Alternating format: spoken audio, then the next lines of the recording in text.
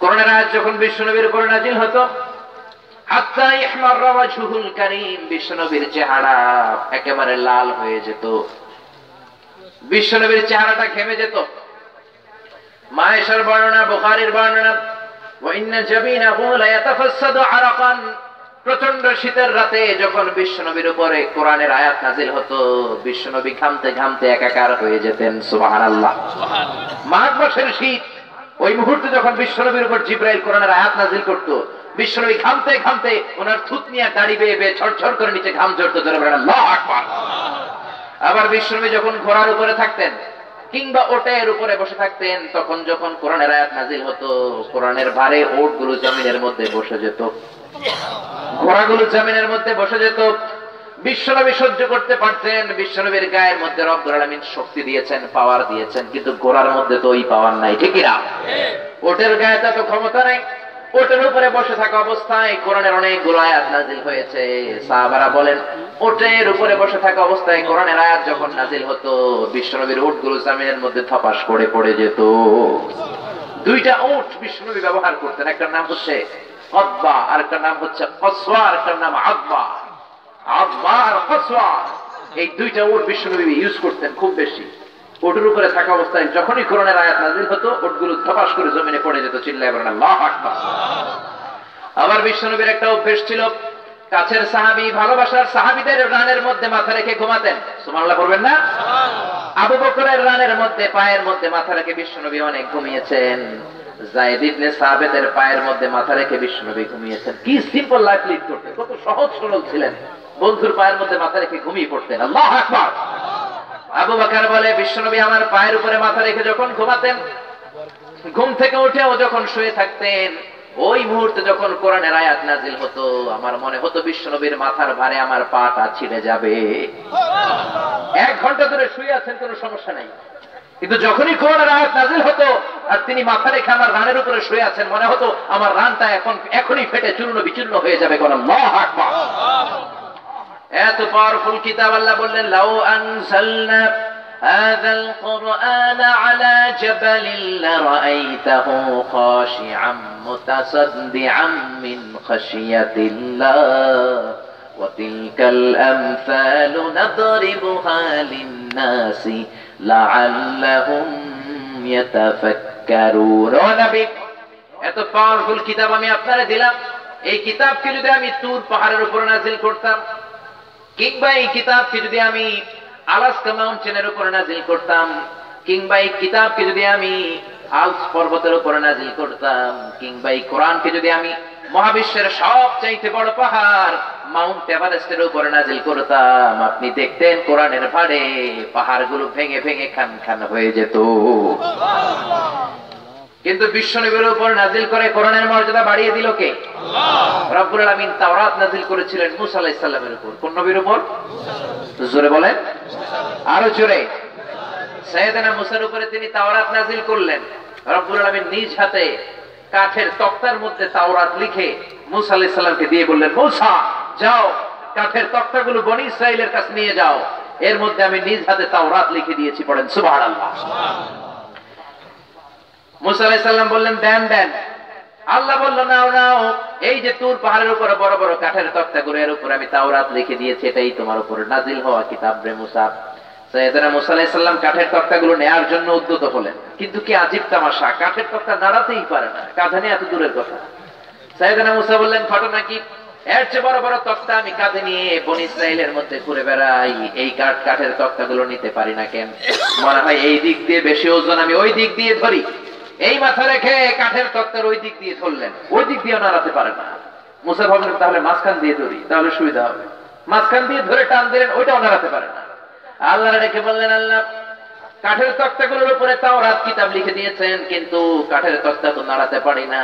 সাইয়েদনা জিবরাইলকে বলেন যেন আমার হেল্প করে। জিবরাইল ধরবে একদিকে, আমি ধরবো আরেকদিকে। সুবহানাল্লাহ পড়েন। সাইয়েদনা জিবরাইলও ধরলেন, সাইয়েদনা মুসাও ধরলেন, দিলেন টান, হেইয়ো, আরো জোরে।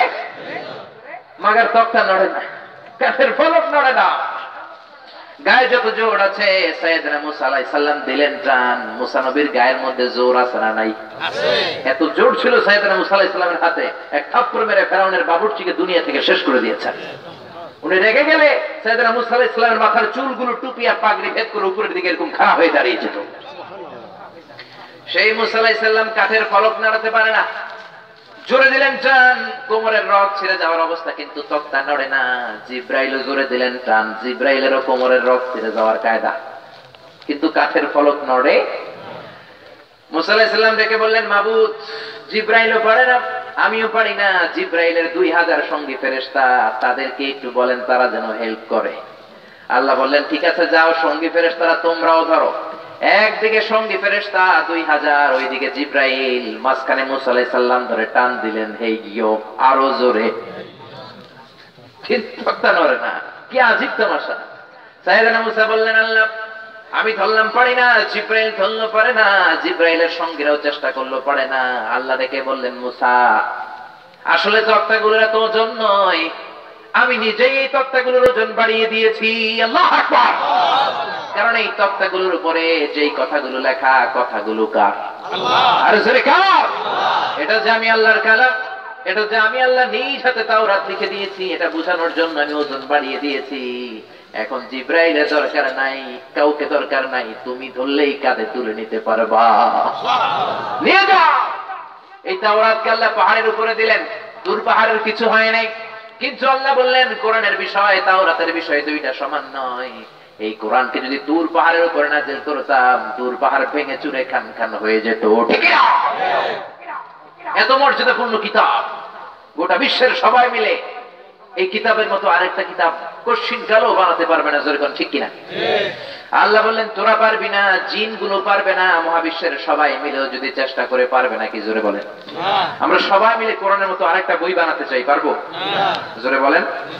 ইউনাইটেড স্টেটস অফ আমেরিকার সায়েন্টিস্টরা কোরআনের যত সায়েন্টিফিক ইন্ডিকেশনস, ন্যাচারাল ফেনোমেনা আর কসমিক সিম্বলস আছে, এগুলো ক্রে-1 সুপার কম্পিউটার, পৃথিবীর সবচেয়ে পাওয়ারফুল কম্পিউটারের নাম হচ্ছে ক্রে-1 সুপার কম্পিউটার। এই সুপার কম্পিউটারের মাইক্রোচিপসের ভিতরে ইনফরমেশন গুলো ঢুকিয়ে তারা কমান্ড করেছিল, is it possible to create a book like Quran for the human being?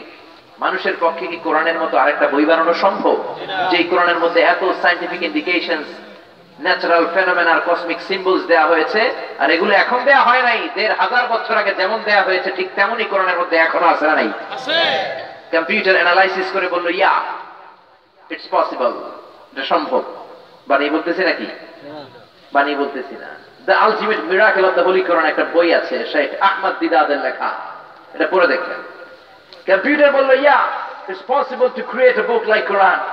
আপনারা তো বলতেছেন কোরআনের মতো আরেকটা বই বানানো সম্ভব নয়, কিন্তু computer Cray one super computer microchips analysis করে বলল, yeah, it's possible to create a book like Quran. কোরআনের মতো আরেকটা বই বানানো সম্ভব, বাট, কি বললো? একটা বাট আছে না নাই? But you need to spend more than 63 octillion years.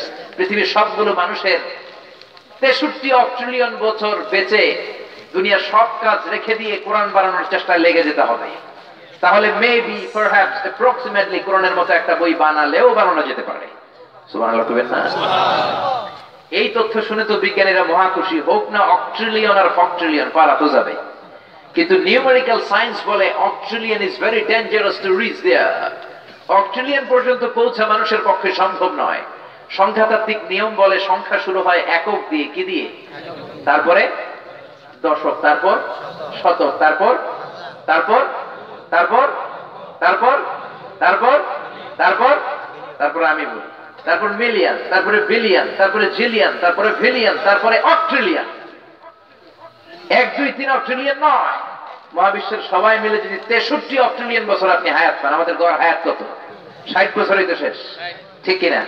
ওদিকে শুধু 60 বছর নয়, 60,000 বছর নয়, 60 লক্ষ বছর নয়, 60 কোটি বছর নয়, 60 মিলিয়ন বছর নয়, 60 বিলিয়ন বছর নয়, 60 বিলিয়ন বছর নয়, 60 অক্ট্রিলিয়ন বছর। 63 অক্ট্রিলিয়ন বছর যদি মহাবিশ্বের সবাই মিলে চেষ্টা করে, তাহলে সম্ভবত কোরআনের মতো একটা বই বানালেও বানানো যেতে পারে। সর্বশেষ ক্রে-1 সুপার কম্পিউটার অ্যানালাইসিস করে যেটা বললো, it's quite impossible to create a book like কোরআন।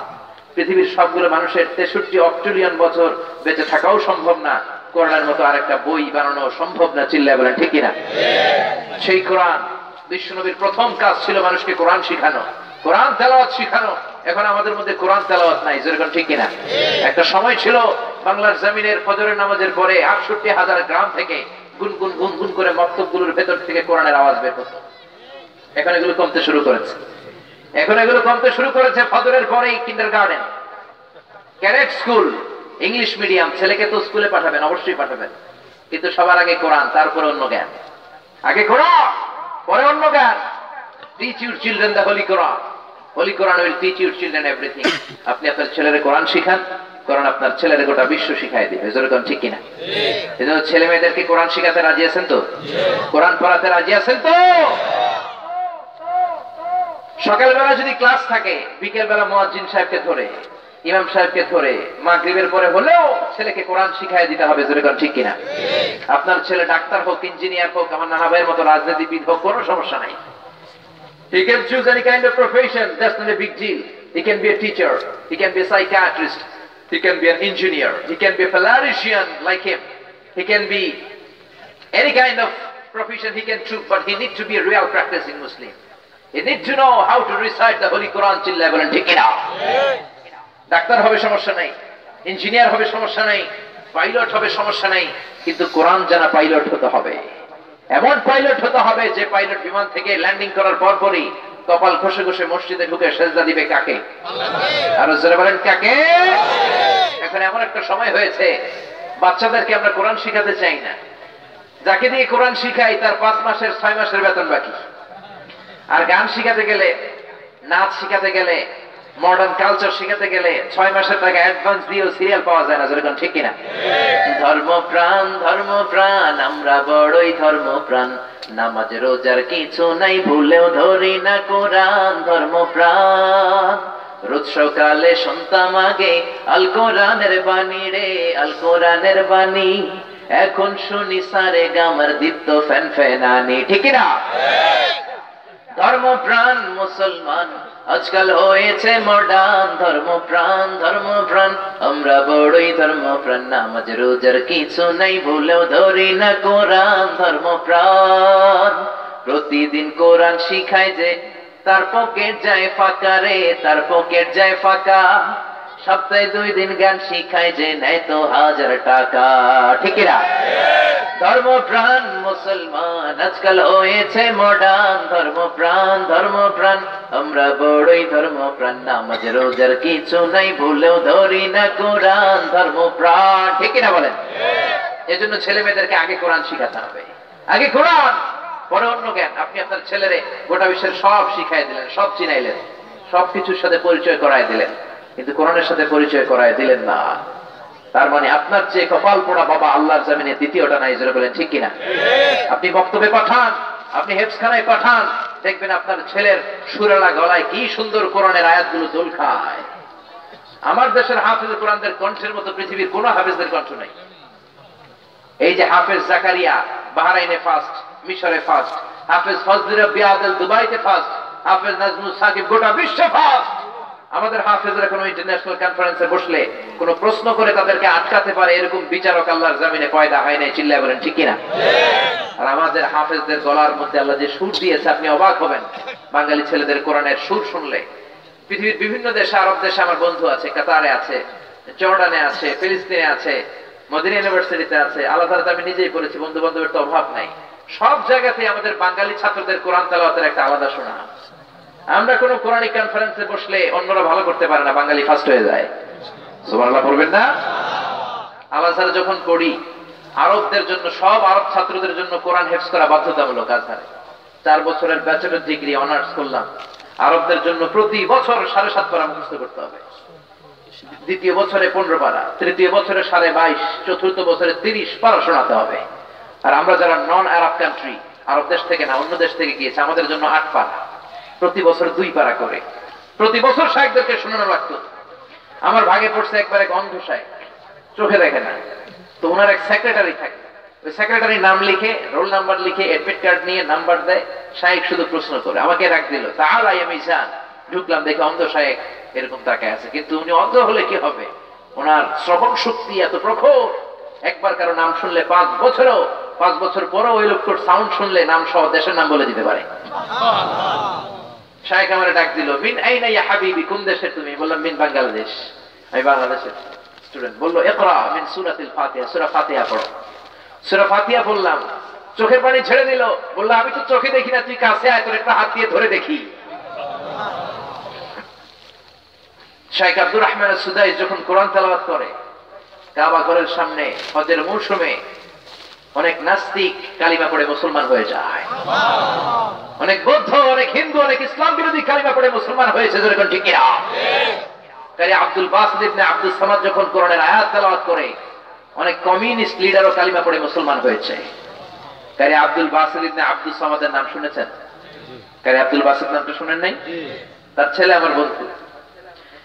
কারি আব্দুল বাসিত পৃথিবীর সবচেয়ে বড় কারি। উনি তেলাওয়াত করতে যেয়ে গলার রক ছিঁড়ে মারা গিয়েছে। আল্লাহ ওনারে, ওর কবরটারে আল্লাহ জান্নাতুল ফেরদাউসের টুকরা বানিয়ে দেখ, পড়েন আমিন। মিশরের প্রধানমন্ত্রী তখন জামাল আব্দুল নাসের, ওনাকে নিয়ে তিনি চলে গেলেন সোভিয়েত ইউনিয়ন।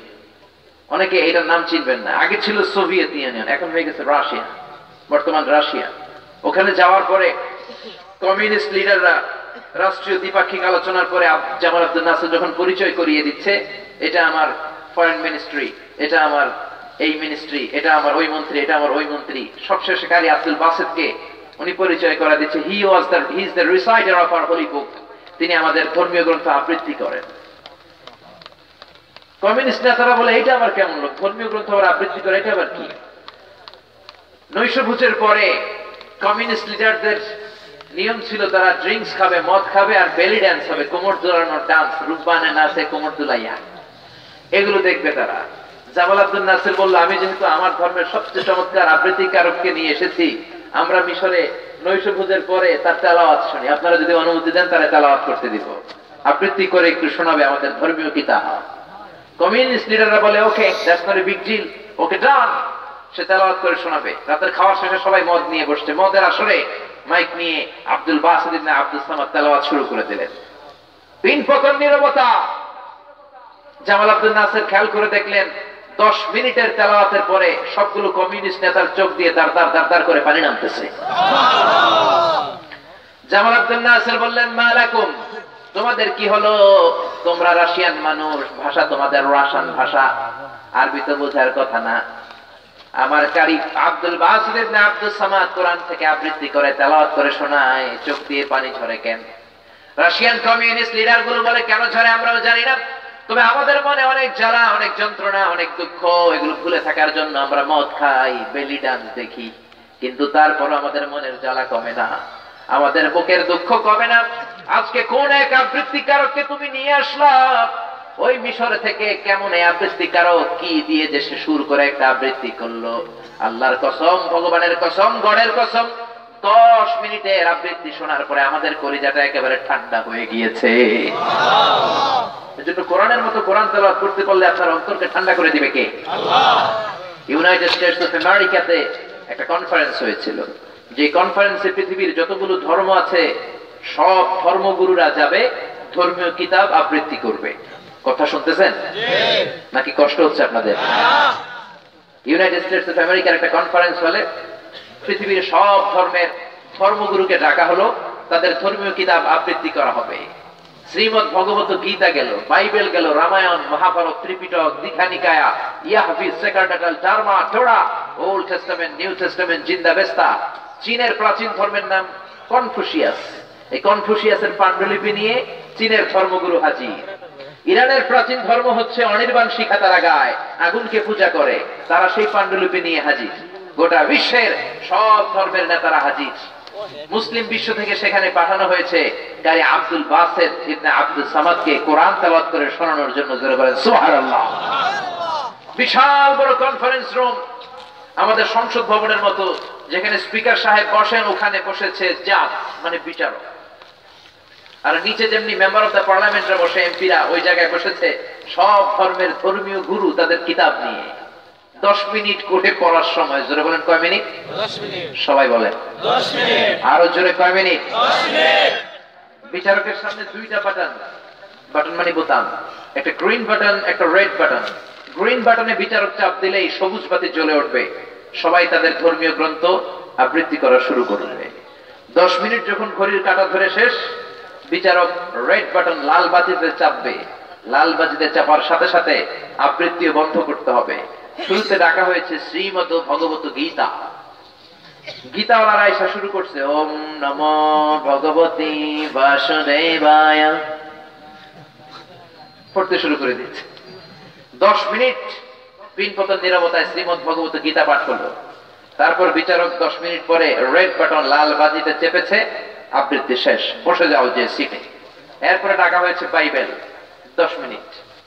ত্রিপিটক যারা পরে ওম শান্তি ওম বুদ্ধাং চরণং গচ্ছামি ধম্মাং চরণং গচ্ছামি নির্বাণাং পরমং সুখং নির্বাণাং পরম শান্তি ওম শান্তি।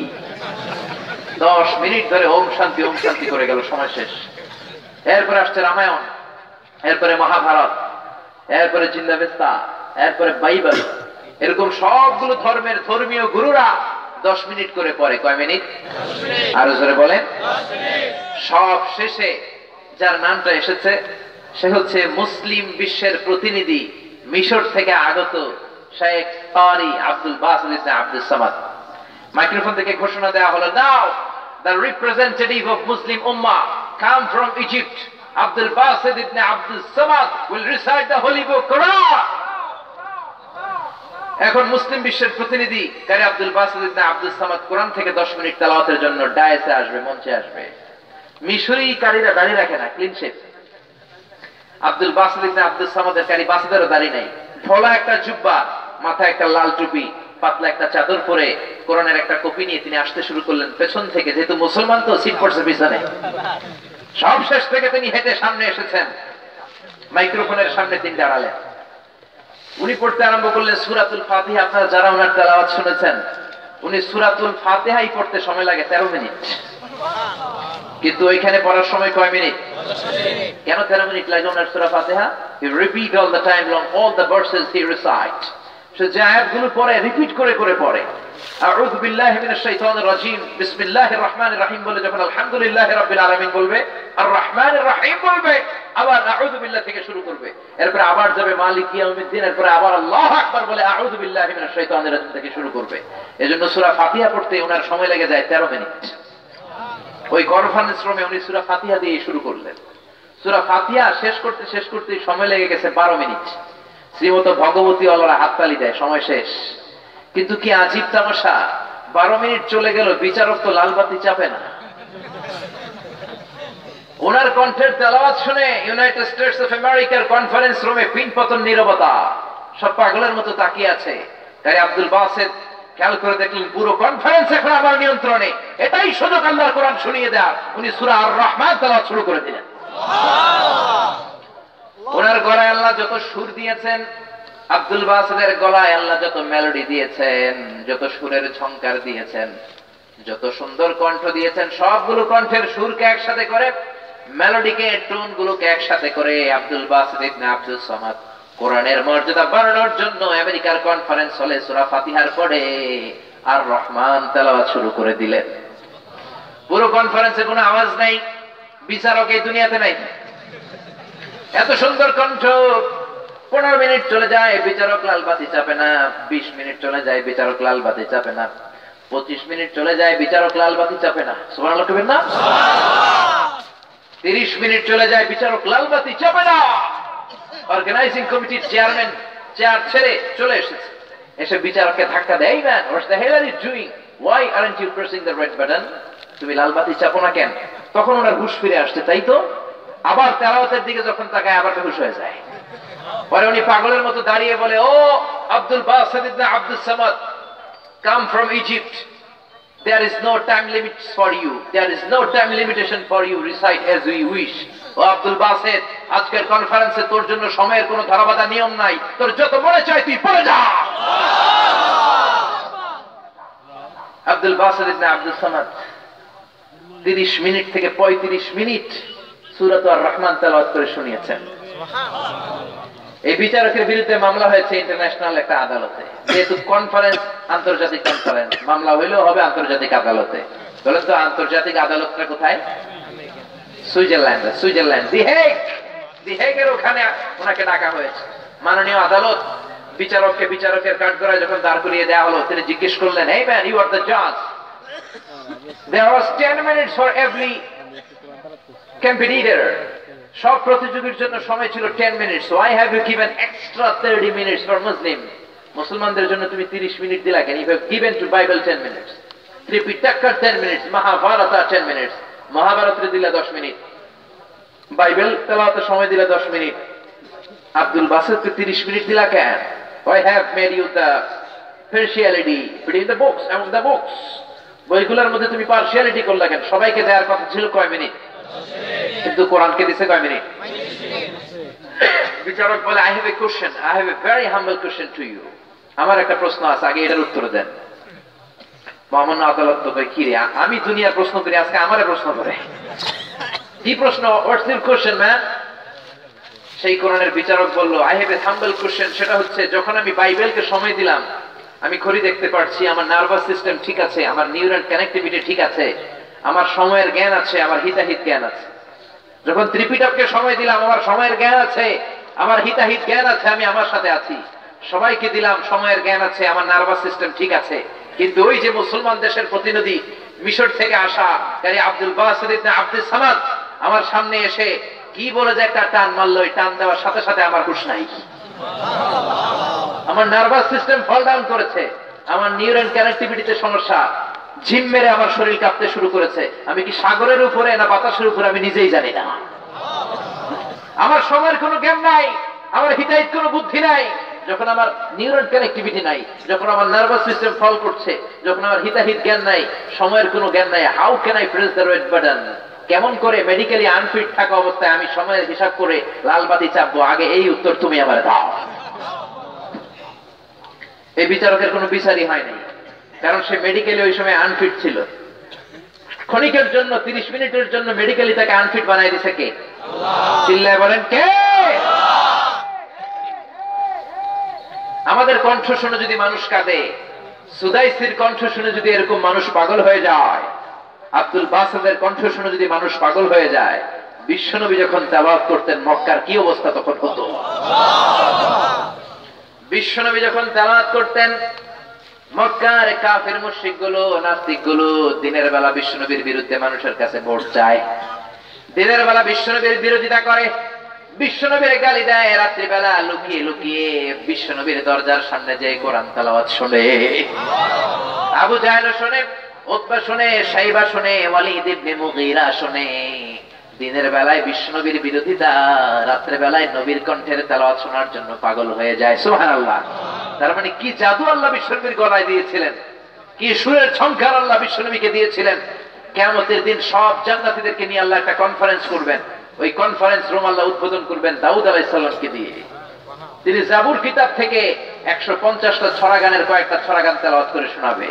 এরপরে রব্বুল আলামিন বিশ্বনবীকে ডাকবেন, ও বিশ্বনবী এবার আপনি কোরআন থেকে তেলাওয়াত করেন। বিশ্বনবীর উপর নাজিল হওয়া সবচাইতে সুন্দর সূরা, সূরা ইয়াসিন তেলাওয়াত করবেন। ইয়াসিন ওয়াল কুরআনিল হাকীম ইন্নাকা লামিনাল মুরসালিন আলা সিরাতিম মুস্তাকিম। দুনিয়ায় আমরা বিশ্বনবীর তেলাওয়াত শুনতে পারি নাই, জান্নাতে যাওয়ার সৌভাগ্য যদি আমাদের হয়, সেদিন আমরা সবাই মিলে বিশ্বনবীর তেলাওয়াত শুনবো। চিল্লায় বলেন ঠিক কিনা? এক জান্নাতে দাঁড়িয়ে বলবে, মাবুদ দাউদ আলাইহিস সালামের কণ্ঠে জাবুর শুনলাম, আমাদের অন্তর ঠান্ডা হলো, বিশ্বনবীর কণ্ঠে সূরা ইয়াসিন শুনলাম, আমাদের আত্মা মাতোয়ারা হয়ে গেল। কিন্তু বিশ্বনবী তো কোরআনের রচয়িতা না, বিশ্বনবী তো কোরআনের লেখক না। কোরআনের লেখক কে? আমরা কোরআনের লেখকের কণ্ঠে আজকে জান্নাতে একটু কোরআন তেলাওয়াত শুনতে চাই। আল্লাহ বলবেন, বসো বসো, ওয়ালাকুম মা তাশতাহি আনফুসুকুম ওয়ালাকুম মা তাদউন নুজুলাম মিন গফুরির রহিম। জান্নাতে আসার পর জান্নাতীরা যা চাইবে তা দিতে আমি বাধ্য, আমি দেবই। তুমি যখন চেয়ে বসেছো, আমার তো কিছু বলার নাই, বসে যাও। আমার নিজের নাম রহমান, আমি আজকে সূরা আর রহমান তোমাদের সামনে তেলাওয়াত করে শোনাবো। চিল্লায় বলেন আল্লাহু আকবার। এজন্য ছেলে মেয়েদেরকে কোরআন শেখানোর দরকার আছে না নাই? আমার বাংলার ছেলে মেয়েগুলোরে নাজমুস সাকিবের মতো এরকম হাফেজ বানানোর দরকার আছে না নাই? এই দেশে আমার তামাল ছেলেরা, ক্রিকেটাররা যখন গোটা বিশ্ব কাঁপিয়ে বিজয় ছিনিয়ে আনে, আমার দেশের মাননীয় প্রধানমন্ত্রী এয়ারপোর্টে চলে যায়। ক্রিকেটারদেরকে সম্মান দেওয়ার জন্য রেড কার্পেট রিসেপশন দেয়, লাল গালিচার সংবর্ধনা দেয়, ঠিক কিনা? কোনো অসুবিধা নাই, দেন। কিন্তু আপনি তাদেরকে লাল গালিচার সংবর্ধনা দিলেন, তারা বিশ্বে বাংলাদেশের নাম উপরের দিকে নিয়েছে, তাই আমার নাজমুস সাকিব কি গোটা বিশ্বে বাংলাদেশের নাম উজ্জ্বল করে নাই? আপনি ওদেরকে লাল কার্পেট, লাল গালিচা সংবর্ধনা দিয়েছেন, নাজমুস সাকিবকে তো একটা লাল গোলাপও হাতে দিতে পারতেন, আর বলতে পারতেন সাবাস নাজমুস সাকিব, তোমার মতো নাজমুস সাকিব আমাদের আরো দরকার, চিল্লায় বলে ঠিক না? যে দেশে বিশ্ববিজয়ী হাফেজে কোরআনদেরকে সম্মান দেয়া হয় না, সে দেশে বিশ্ববিজয়ী হাফেজ জন্মায় না। যে দেশে বিশ্ববরেণ্য মুফাসসির কোরআনকে সম্মান দেয়া হয় না, সে দেশে আর বিশ্ববরেণ্য মুফাসসির জন্মায় না, বলেন ঠিক না? যে দেশে আলেমদেরকে সম্মান দেয়া হয় না, ওই দেশে আলেম জন্মায় না। ওই দেশে জন্মায় গডফাদার, ডন, পিচ্চি হান্নান, কালা জাহাঙ্গীর, লতিফ সিদ্দিকীর মতো আউলা জাউলা মন্ত্রী, চিল্লায় বলেন ঠিক না? এজন্য জীবনে মরণে সমাধান যদি পেতে চান, কোরআনের দিকে যেতে হবে। কেননা কোরআনের একটা নাম হলো আল ফুরকান। কোরআনের নাম কি? সবাই বলেন কি নাম? ইফাররাকু বাইনাল হাক্কি ওয়াল বাতিল। কোরআন হক আর বাতিলের মাঝে পার্থক্য করে দেয়। It differentiates between right and wrong. This Quran differentiates between good and bad. ভালো খারাপের মধ্যে পার্থক্য করে দেয়। কোন বিষয়ে যদি আপনি সংশয়ে থাকেন, কনফিউশনে থাকেন, আপনি কোরআনের দিকে যাবেন। কোন দিকে যাবেন? আপনি কোরআন দিয়ে যাচাই করেন, কোরআন দিয়ে টেস্ট করেন, কোরআন দিয়ে ইভালুয়েট করেন, because Quran can provide you the real solution. কোরআনই আপনাকে একমাত্র আসল সমাধান দিবে, জীবনেও দিবে, মরণেও দিবে, ঠিক কিনা? সমাধান চাও যদি জীবনে মরণে, ফিরে যাও খুঁজে নাও, চোখ রাখো কোরআনে। পড়েন সবাই, সমাধান চাও যদি জীবনে মরণে, ফিরে যাও খুঁজে নাও, চোখ রাখো কোরআনে। If you want a solution this dunya and akhirah, go back, have a look to the holy Quran. ঠিক না? জীবনে মরণে সমাধান চান, কোরআন থেকে সমাধান নেন। জীবন সাজাতে চান, কোরআন দিয়ে সাজান। কোরআন দিয়ে না সাজালে আপনার জীবন সুন্দর হবে না। আমি বলি যে কোরআন দিয়ে না সাজালে দেশ সুন্দর হবে না, ফ্যামিলি সুন্দর হবে না, সমাজকে সুন্দর হবে না, এ দেশ থেকে দুর্নীতিও বন্ধ করা যাবে না। যেরকম ঠিক না? দুর্নীতি দমন কমিশন দিয়ে দুর্নীতি বন্ধ হয় না। আমি একটা নাম দিয়ে ফেলছি, এটা ল্যাংড়া দুদক। ল্যাংড়া দুদক, ল্যাংড়া দুর্নীতি দমন কমিশন। যে দুর্নীতি দমন কমিশন দিয়ে দুর্নীতি বন্ধ হবে, ওটার ভিতরে দুর্নীতি আছে না নাই? জোরে বলেন। এই জন্য দুর্নীতি বন্ধ করার যে কিতাব আল্লাহ পাঠিয়েছে, কিতাবটার নাম কি? এই কিতাব আপনি সমাধানের গাইডবুক হিসেবে নেন। দেশে আর কোনো টেন্ডারবাজি থাকবে না, চাঁদাবাজি থাকবে না, হত্যা থাকবে না, গুম থাকবে না, খাদ্যে ভেজাল দেয়া থাকবে না, ইফতিজিং থাকবে না, ওজনে কম দেয়া থাকবে না, মাছে ফরমালিন দেয়া থাকবে না। চিল্লায় বলেন ঠিক না? এজন্য এই কোরআনটা হলো সমাধানের কিতাব। একটা সময় ছিল আমাদের সালফে সালিহিন যারা ছিল, জীবন মরণ তাদের কোরআন দিয়ে বাঁধা। কি দিয়ে? তারা জীবন মরণ কোরআন দিয়ে বেঁধেছেন। একজন মহিলা ছিল, যাকে আরবি সাহিত্যের বইয়ে নাম দেওয়া হয়েছে আল মুতাকাল্লিমাতু বিল কোরআন। তিনি নাকি তার জীবনের সবগুলো কথা কোরআন দিয়ে বলেছেন। সুবহানাল্লাহ কইবেন না? একটা সহিহ হাদিসের কিতাব আছে, সহিহ ইবনে হিব্বান। এই ইবনে হিব্বান একটা কিতাব লিখেছে, রাওদাতুল উকালা। এর মধ্যে তিনি এনেছেন ইমাম বুখারীর নাম শুনছেন না আপনারা? কথা কয় না। বুখারী শরীফ নাম শুনেছেন? এটার সংকলক হচ্ছে ইমাম বুখারী। আলেম কি বড় না ছোট? কত বড়? অনেক বড় আলেম। আসাহুল কুতুব বাদা কিতাবিল্লাহিল মুসান্নাফা। আল্লাহর কিতাবের পরে এই পৃথিবীতে সবচেয়ে সেরা যে বই, এটার নাম বুখারী শরীফ। কি নাম? সহিহ বুখারী। কি নাম?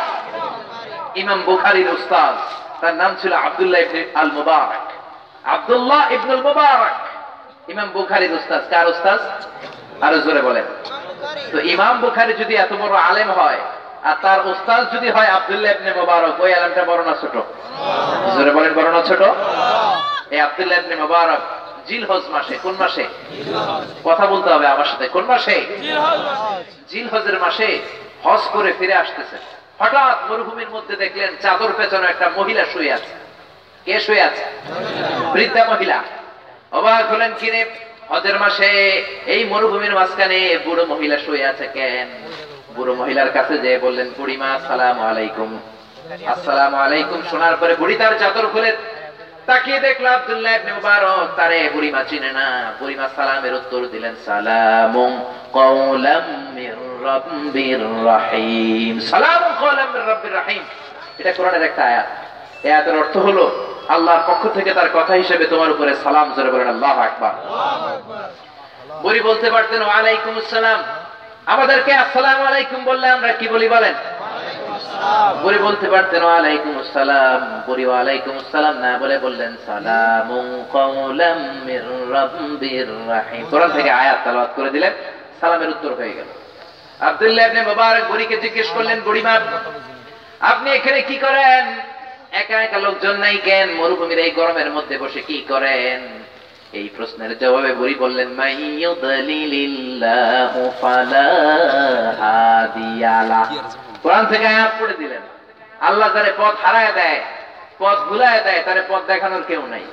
এই আয়াতটা তেলাওয়াত করে বুড়ি বুঝাতে চাইলাম আমি বাপু পথ হারিয়ে ফেলেছি, আমি পথ হারিয়ে ফেলেছি। আব্দুল্লাহ ইবনে মুবারক তো কম বড় আলেম না, প্রত্যেকটা আয়াত শুনে শুনে উনি বুঝে যাচ্ছেন বুড়ি কি বুঝাতে চায়। উনি এবার জিজ্ঞেস করলেন, বুড়িমা পথ হারিয়েছেন আমি বুঝলাম, কিন্তু আপনি কই যাবেন, বাড়ি কোথায়? এই কথার জবাবে তিনি কোরআনের একটা আয়াত তেলাওয়াত করলেন, সুবহানাল্লাযী আসরা বিআবদিহি লাইলাম মিনাল মাসজিদিল হারামি ইলাল মাসজিদিল আকসা। মেরাজের আয়াত মেরে দিতে দিকে কোন আয়াত? এর মানে হলো প্রশংসাই আল্লাহর, যে আল্লাহ মসজিদুল হারাম থেকে তার বান্দাকে নিয়ে মসজিদুল আকসা মানে ফিলিস্তিনের দিকে নিয়ে যায়। সুবহানাল্লাহ। এই আয়াত দিয়ে পুরি বুঝাতে চাইলেন এসেছিলাম মসজিদুল হারামে হজের জন্য, আর যাচ্ছি আমি মসজিদুল আকসা যেই দেশে, ফিলিস্তিনে আমার বাড়ি। আব্দুল্লাহ ইবনে মুবারক খুব ভালো করেই বুঝলেন বুড়ির বাড়ি ফিলিস্তিন, ফিলিস্তিনে যাচ্ছে কোন। সুবহানাল্লাহ। কিন্তু আব্দুল্লাহ ইবনে মুবারক একটু টেনশনে পড়ে গেলেন। ঘটনা কি? তিনটা প্রশ্ন করলাম, উনি উত্তর আমার মতো না দিয়ে খালি কোরআনের আয়াত মারে। কি মারে?